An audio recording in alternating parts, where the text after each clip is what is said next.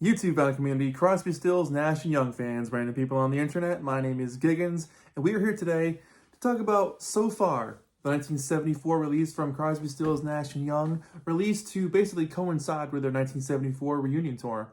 This album happens to be a copy from Walmart, exclusive clear vinyl. I do have an original, but I couldn't pass up this thing. It looks so cool. So, this album for a lot of people may have been the only CSNY album they bought, and for others it may have been superfluous, or for others it was like, hey, this has Ohio on it, I want that on an album. So doing some research on this and reading some like contextual reviews at the time and seeing kind of what the band felt about it and kind of what the fan reaction was, everything was split basically. So long story short, by this point in time, Crosby, Stills, Nash, and Young had literally 2 albums out, 1 studio, 1 live, and then 1 is Crosby, Stills, and Nash. So 3 releases total equals this album. So 2 studio albums and a live record. And so basically you had 2 albums to cull from. And when the band found out that this was coming out, they were upset about it because they felt like it was cheating their fans. Like, you know, you already have both albums. How are you going to make a greatest hits out of 2 albums is what it comes down to. And they had a point.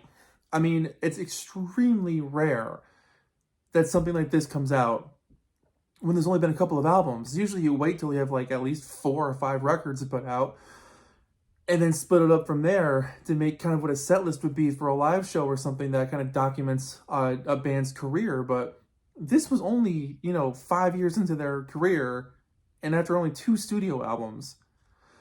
It's kind of far out. What blows my mind about this thing, though, is that the fans were so hungry for anything related to them because they were a big act.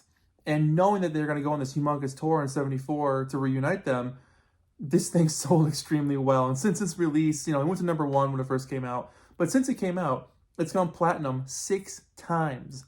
It is a massive seller.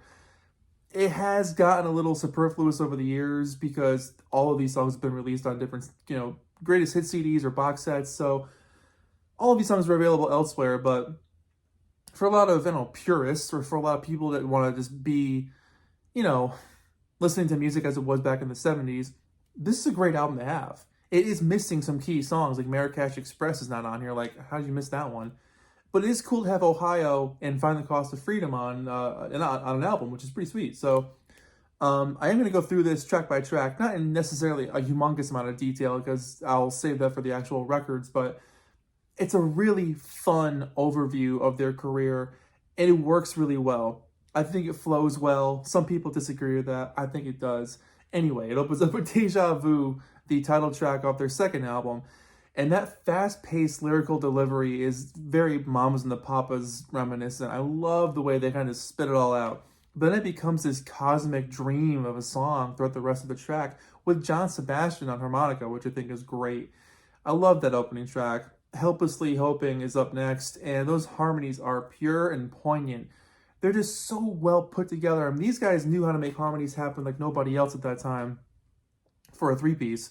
Graham at the top, I love his high, almost falsetto voice, but I also like when they build their voices together in the chorus. There's 1 voice, and there's 2 voice, and there's 3 voice, and that kind of leads to the lyrics that they're singing at the same time. Gorgeous track.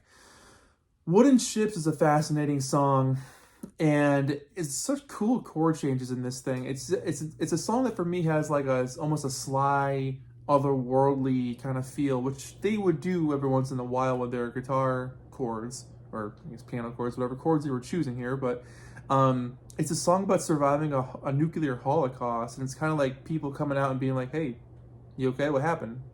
What's going on? But this thing rocks so much. It's such a good song. Then you get Teach Your Children, which was written by Graham in 1968 while he was still in the Hollies, which is pretty cool. And they recorded a version for their first album, for the first CSN album. Didn't really come out the way they wanted it to, so they did it again for Deja Vu. That was a number 16 single, top 20 hit. Jerry Garcia on steel guitar. Pretty awesome. And they helped out on the next Grateful Dead album because of that. And then you get Ohio and Find the Cost of Freedom, the A and B side of the standalone 1970 single, non-album single. Number 14 hit when this thing came out in June of 1970, and it was recorded only a couple of weeks after the Kent State shooting. It's an incredible protest song. It's only a handful of lines long, and it's absolutely one of the most focused, tight, gut-wrenching songs about injustice and craziness and looking for any sort of sign of hope in this bleak existence that was happening at that time. And Find the Cost of Freedom follows that up perfectly. I mean, they definitely are two songs that are meant to be together. And again, another song with very little in the way of a long song lyrically, but the lyrics that are included on this song are, again, straight to the point and direct. But excellent guitar interplay on that one. The acoustic guitars on that are just beautiful. They really do an amazing job with that track. Side 2 opens up with Woodstock, and Neil Young's fuzzy guitar on this thing makes it for me. It's one of those tracks that just, you love it instantly. It's been on the radio forever. It's probably one of their most famous songs, written by Joni Mitchell, and her version actually came out before their version did.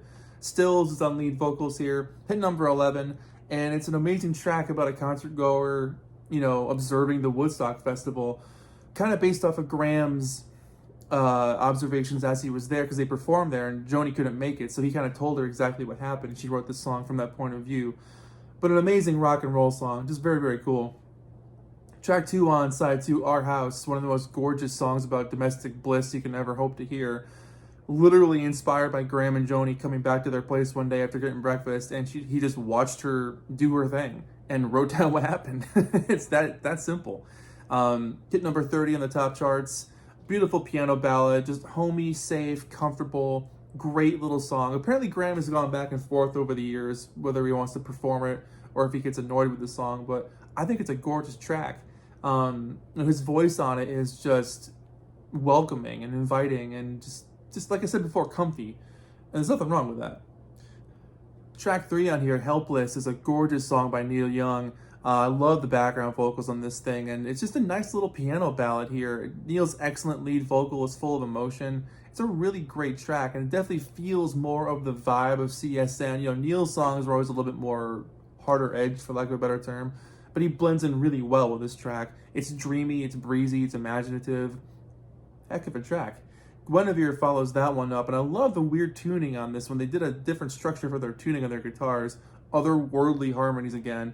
But that catchy vocal refrains, it's dark, it's moody, it's longing, it's nostalgic.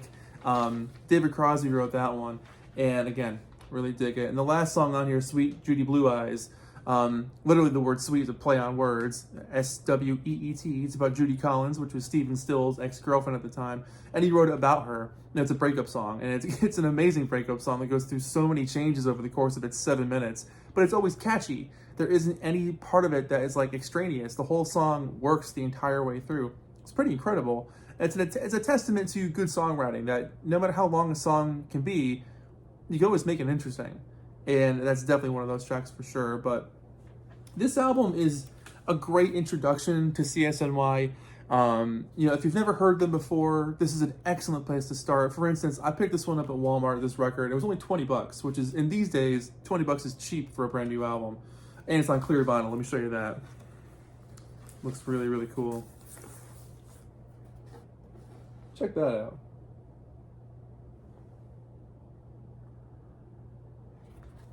And side 2. Yeah, I really enjoy this album. Obviously, they were definitely a band that prided themselves on their full-length album releases.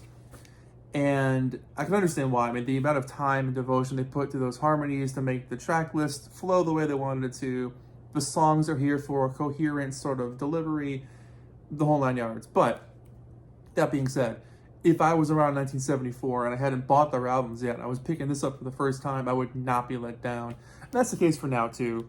There are much larger CD sets out available at this point, but this album really is a good jumping point. If you've never gotten into CSNY before, this is a great place to start. Plus the excellent cover art by Joni Mitchell.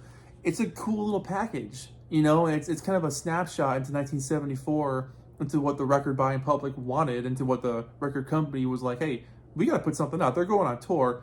Let's just put together a greatest hits set. But they made the right move at putting the Ohio single on here. Don't know why Marrakesh Express didn't get on here, but still, regardless, great set, great overview of these guys, super talented guys. And that's it. So there you go. Greatest hits albums are always hard to put a grade to, or to rate these things. But I like doing it. So 9 out of 10, only because I wish Marrakesh Express was on here. So 9 out of 10. What do you guys think about this LP? Do you have it? And tell me your thoughts on it. Or did you pick it up back in the day? What are your memories with this album? Did you hear it back in the 70s when it first came out? Tell me all about it, because I find greatest hits albums fascinating. So that's it. My name is Giggens. This has been CSNY so far. This is a copy from Walmart. I do have an original one, but I kept that on the shelf. I wanted to show off the fancy clear one here. So thanks for watching. My name is Giggens. I'll see you guys in the next video. Take care of yourselves. Bye-bye.